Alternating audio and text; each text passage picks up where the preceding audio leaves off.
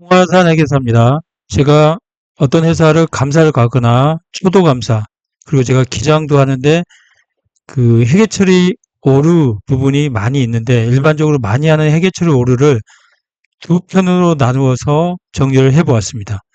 중소기업 부분은 외부의 기장을 맡기거나 아니면 회계적 지식이 없는 사람들이 회계 처리를 하는 경우가 많아서 이 회계 오류가 많이 발생하고, 또 중소기업들은 그 대출, 차입금 문제가 나와서 이익을 내야 되기 때문에 이런 비용을 적게 잡고, 그리고 자산을 가대하는 경우가 많은데, 어떤 경우가 많이 하는지 사례 부분을 두 편으로 나누어서 정리를 해봤습니다.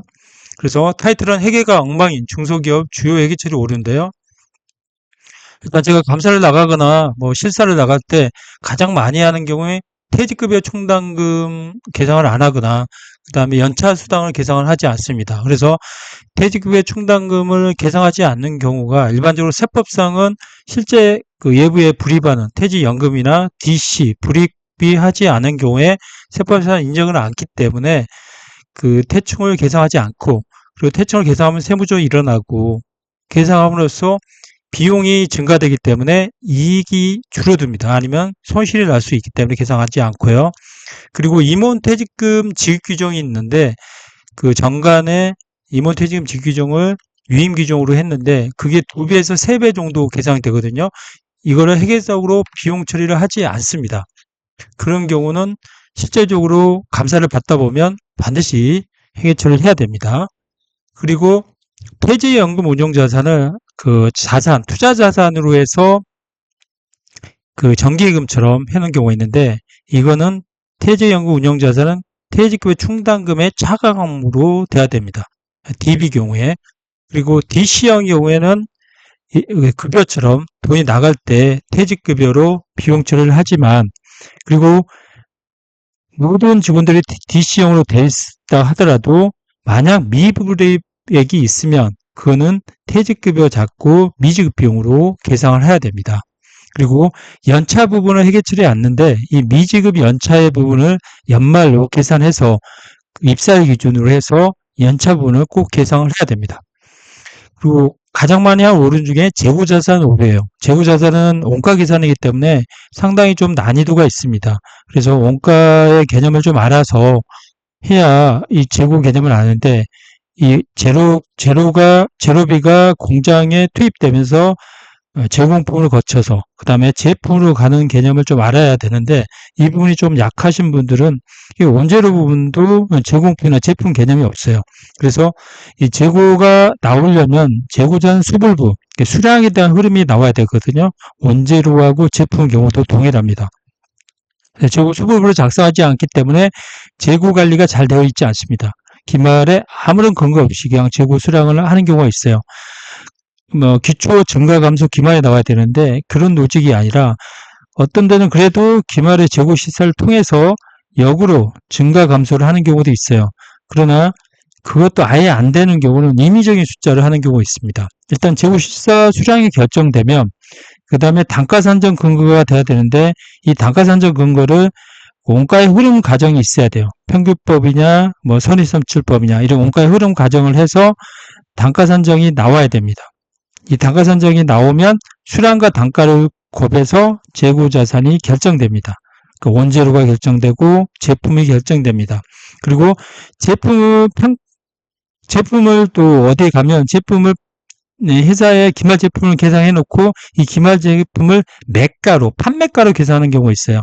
이건 상당히 좀 잘못된 건데, 자기가 재고가 이거 많다 이런 경우가 있는데 판매가로 하는 경우가 있어서 그렇습니다. 이거는 판매가로 하면 안 되고 원가 계산으로 해야 됩니다. 그리고 세법에 재고사항 신고를 안 하면 선입선출법으로 신고해야 되는데, 회사는 총평급으로 신고하는 경우가 많아요. 그리고 어떤 회사가 재고 관리가 잘 되는 경우는 이동평급법으로 하고 있습니다.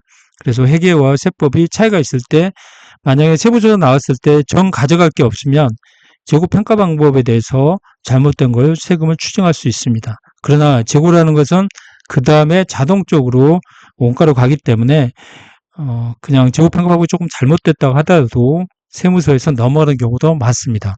이 재고조사는 또 진부하던 재고, 쓰지 않는 재고 있잖아요. 그 원재료 같은 경우도 오래된 원재료가 있고, 제품 경우는 그 진부가 돼가지고, 아니면 판매가 가격이 하락하거나, 그럼 더 이상 판매할 수 없는 거는 제품 평가 손실을 해야 됩니다.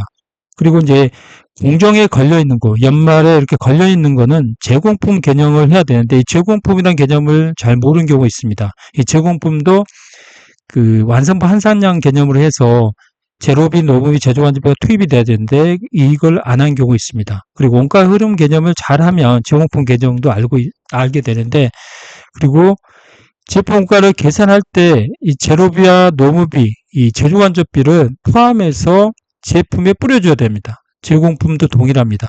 그리고 이 뿌려줄 때 직접비는 직접 대응하는 거고, 간접비는 원가 배분 기준에 따라서 그 제품에다가 배분을 해야 됩니다. 이 부분이 좀 어렵습니다.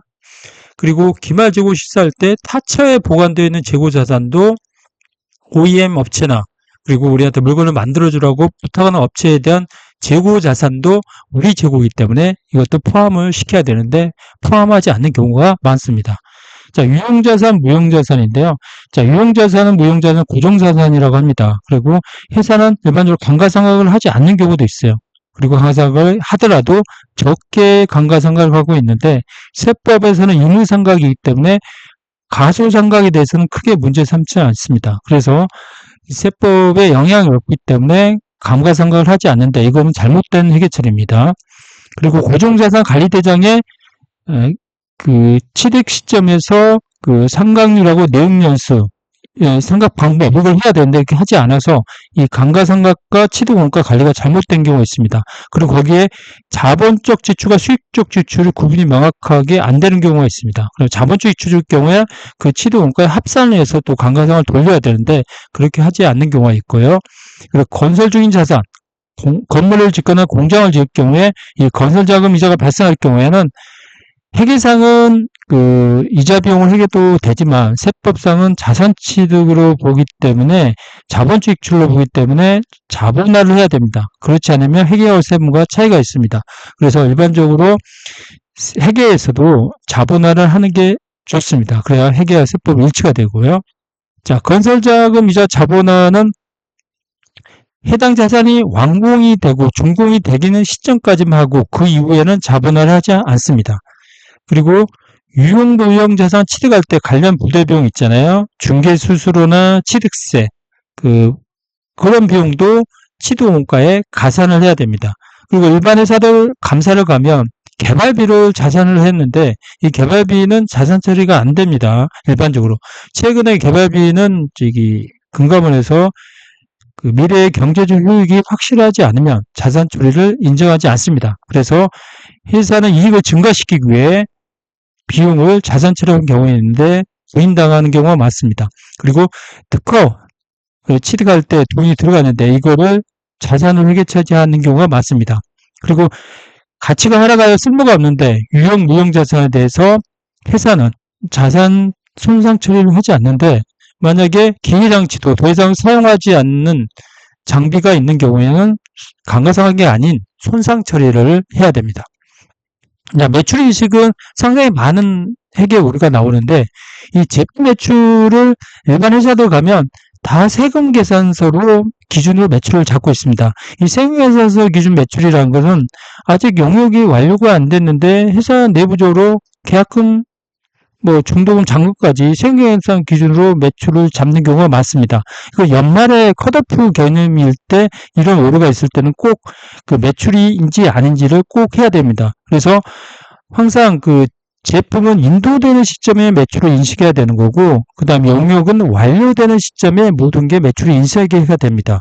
이게 이제 용역 기간이 1년 이상이 된 경우에는 진행 기준을 할 수 있겠지만 그렇지 않는 경우는 세금계산서 기준이 매출이 아닙니다. 이거는 선수금 회계처리를 해야 되고 회사가 매출을 증가시키기 위해 연말에 세금계산서 매출을 하는데 돈도 들어오지도 않고 세금계산을 하는데 이게 매출이 아니고 선수금으로 회계처리를 해야 됩니다.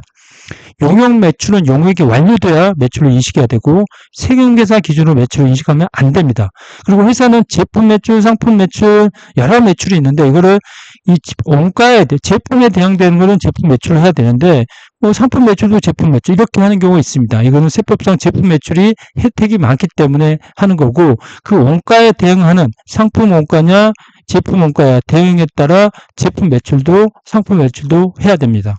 그리고 장기 프로젝트, 건설 용역 같은 경우에는 투입 원가 기준으로 진행률로 매출을 인식해야 되는데 세금 계산서 기준으로 매출을 인식하는 경우가 많습니다. 이거는 잘못된 겁니다.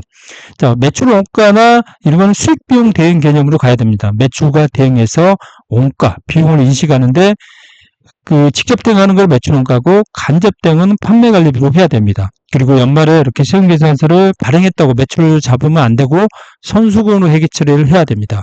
그리고 좀 어려운 부분이 있는데 유상사급 개념이 부족하는 경우가 많습니다. OEM 업체에서 원재료를 대주고 원재료를 잡은 걸 매출로 잡고 다시 가공해서 매입을 잡고 다시 제3자한테 매각을 하는데 이 매출과 매입이 물건이 다시 온다 그러면 유상사급이기 때문에 매출과 매출 원가를 취소해야 됩니다. 그래서 100원에 갔다가 110원에 산 개념은 이거는 100원에 110원은 100원끼리 상계해서 10원만 예주가공비처럼 회계처리를 해야 됩니다. 이게 유상사급이고 만약에 그 물건이 예부에 가 있을 때 우리 그 경우는 기초보관 재고와 동일하게 우리의 재고로 회계 처리를 해야 됩니다. 그래서 오늘은 그 중소기업들이 실수를 많이 하는 회계 처리 오류에 대해서 한번 정리를 해보았습니다. 자, 두 번째는 다른 회계 처리 오류 부분을 또 한번 말씀드리겠습니다. 궁금하신 점이 있으면 댓글 부탁드립니다. 감사합니다. 구독 부탁드립니다.